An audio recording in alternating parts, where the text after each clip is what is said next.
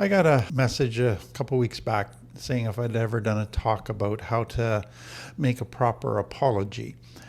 And that really got me thinking about saying I'm sorry, apologies, and how it's often misused by people who say that they're sorry, but they're not really sorry. They actually are just trying to manipulate the person to letting them away with it, to not enforcing consequences, to avoiding becoming responsible, and that they really fail to address the harm that they've done. And so it got me thinking about a couple different angles that I think are really important in thinking this through. So the very first one is types of apologies that aren't really apologies.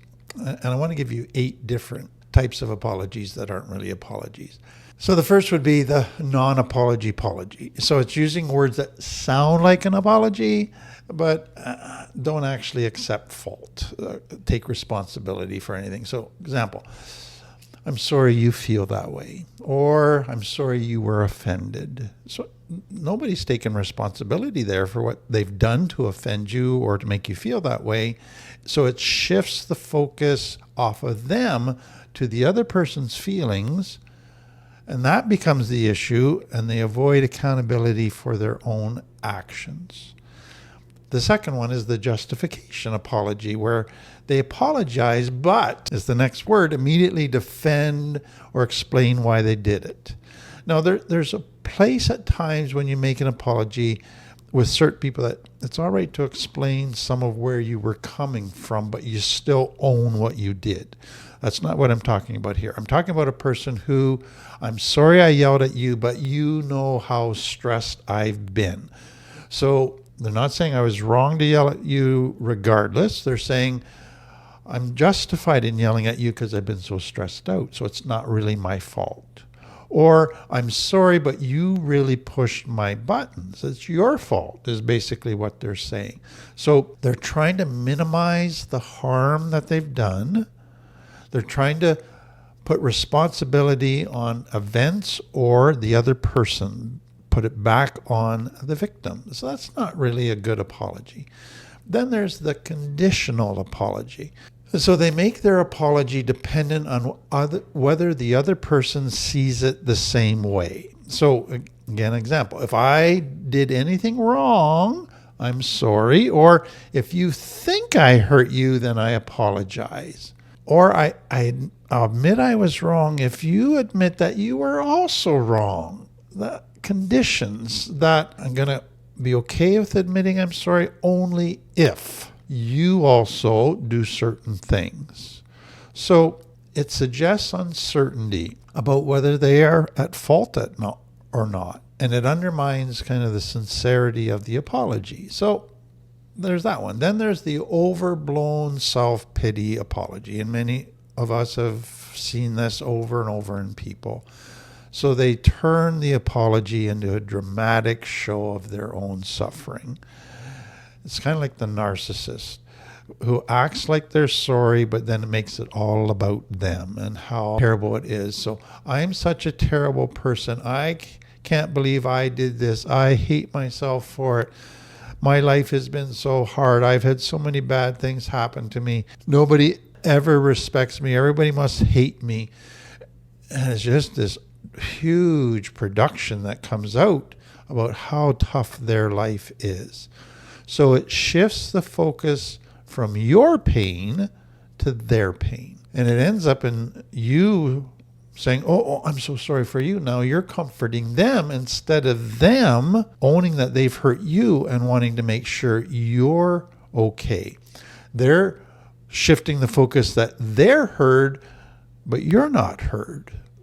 Then there's the apology with unrealistic expectations. So we've kind of talked about this, but this takes it a little bit further.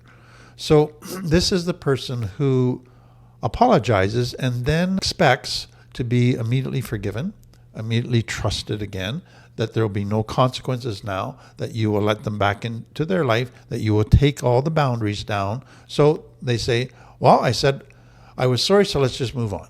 Or I apologize, now you have to forgive me. Or I apologize, now you need to trust me and take away this boundary and consequence that you just enforced. So it's saying I'm sorry to manipulate you to do what they want, to take away any consequences for their behavior, to basically say it's no big deal, there will be no consequences. So it pressures you to respond in a certain way that makes their life easier, that takes away their consequences. And it doesn't give you the space to work through your feelings. You have to do stuff on their time schedule. Then there's the vague apology. It's so general that you're not actually sure what they're acknowledging. So it's sorry for what I did, sorry for the misunderstanding, nothing specific, nothing owned, just they're trying to make you think they're sorry so that you will stop enforcing consequences. So it's a manipulation to get you to take away consequences. So no naming of the true harm, which is necessary for actual repair of a relationship. And then the blame shifting apology. And so you apologize, but in a way that implies that someone else is at fault.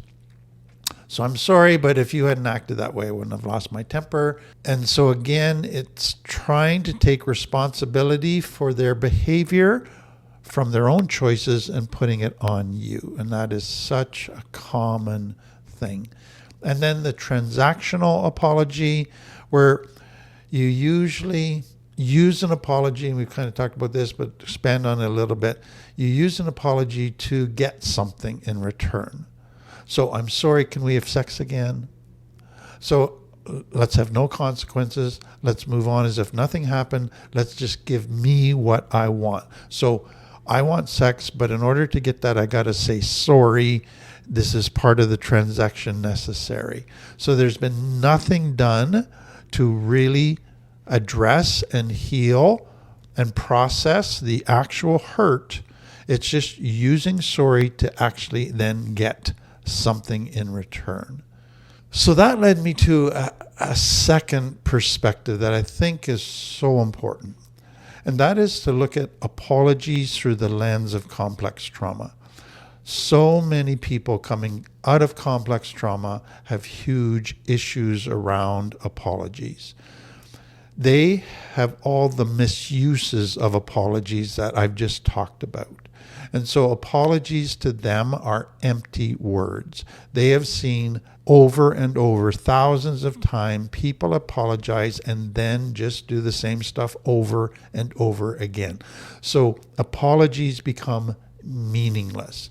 Apologies actually can trigger them because apologies were things that were used to manipulate them. So you have to forgive me. You have to take away the consequences. You have to trust me again. You have to allow me back into your life. And then for some, apologies were part of a spiritual abuse thing. So you would have a narcissist dad saying, God says you have to forgive me. And if you don't forgive me, God will punish you. So now it's not just dad saying you've got to forgive me. It's bringing God in as a big stick saying you better forgive, which a very distorted definition of forgiveness. And if you don't, God's going to make you pay. So all of that was part of their experience with apologies. And so you can see, wow, they're going to have huge issues around apologies. So let me just talk about this. So you're in a relationship with somebody has done something that violates love, that hurts you. They've lied to you, they've cheated on you, they've stolen from you, they've betrayed you, they've disrespected you, they've neglected you, they've not been present. The hurt's been done. Here's what I want you to understand. I'm sorry. Truly being sorry is not words only. Okay, take it a step further. Some people say, I'm sorry, and they cry. They have some regrets. So truly being sorry is not words and emotions only. Truly being sorry is ultimately changing actions. That's what I want you to hear. Truly being sorry is a change in behavior. It might have words, it might have emotions, but it might not. People show that they're sorry ultimately by changing the way they live. It's not just, oh, I'm sorry, therefore we're good. It's not just, oh, I'm sorry, I'm going to cry, and we're good. No. If there's no changed behavior, there's no truly being sorry. But here's the tricky part. How do you know if there's changed behavior? That can take some time. So you might not be able to say, I forgive you totally until 3 months or 6 months where you have evidence of clear changed behavior. And here's what makes it tricky. Many people change their behavior in order to get you off their back, in order to manipulate you. That's not genuine. They look like it's genuine, but it only lasts for a couple of weeks till they get you off the back, till they get through the crisis. Some people change their behavior because they're afraid you're going to leave them. You're going to enforce the consequence. They're going to be abandoned. And so they'll change their behavior until you decide to stay with them, and then they'll go back to the old ways. So that could be 3 to 6 months.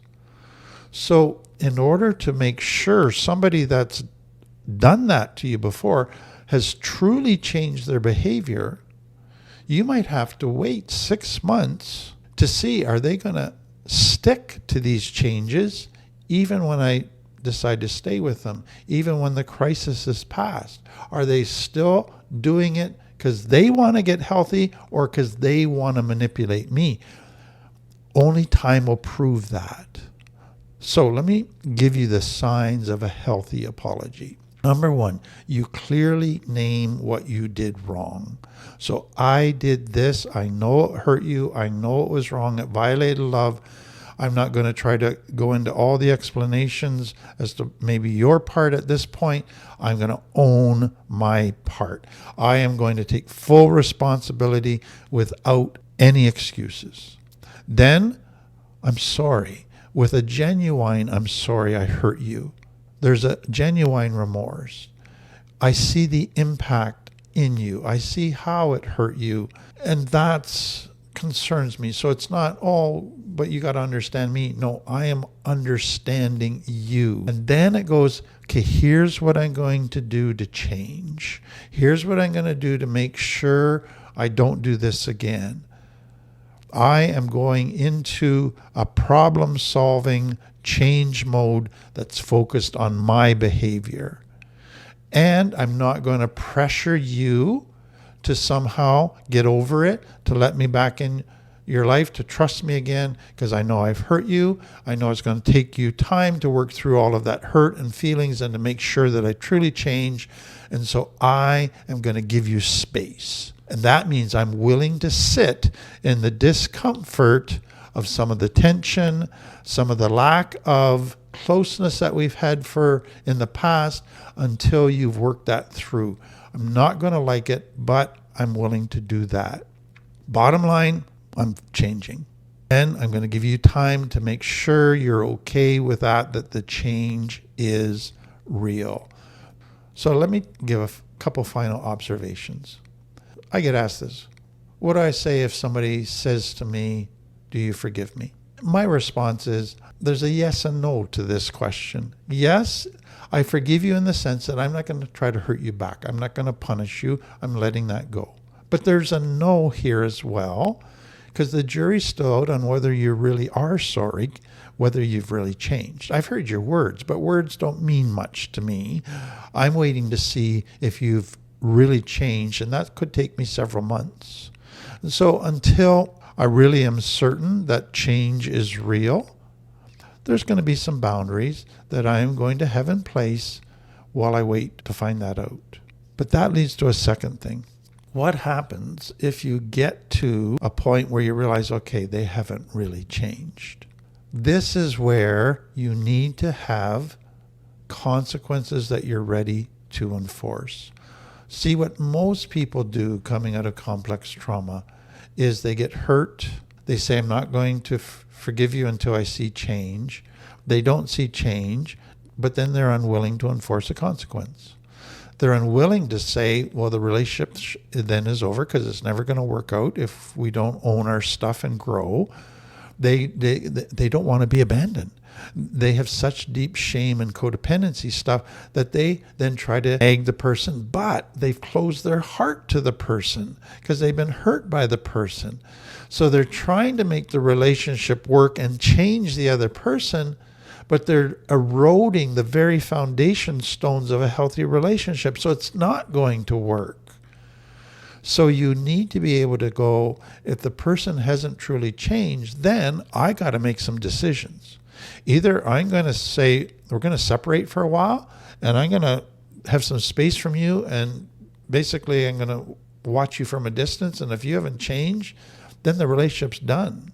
Because it's never going to get healthy if you're not willing to own your stuff. Or I'm going to separate for a bit, and I require that you take a course, you work on your stuff. And if you're not taking active steps outside of me to get healthier, to become a better person, to deal with your issues, then this is done. This is where most people struggle. They want the other person to make an apology because then they think that's going to fix it. They want the other person to change because they think that's going to fix it. But the reality is if they don't change, they're not willing to do anything. And that's where you just stay and you then become a negative, complaining person about your partner, but you're not willing to do anything about it. So just be aware of this. Some people who don't change, they might say they're sorry, they might not say they're sorry, but regardless, they do not change. That displays signs of narcissism. So if they lose it, they do something harmful, they get angry at you, they hurt you, they will always try to twist it to make it your fault. They will not own that it's their stuff. And if they are a narcissist, and that's all I'm wanting you to explore, if they are a narcissist, the chances that they will change are very small. You can nag them all you want. You can try to get them to counseling and courses all you want, and they might go to them, but they're only going to get ammunition there to use against you. You might try to have rational discussions with them, thinking that's going to help, but they're only listening to you to have ammunition to use against you.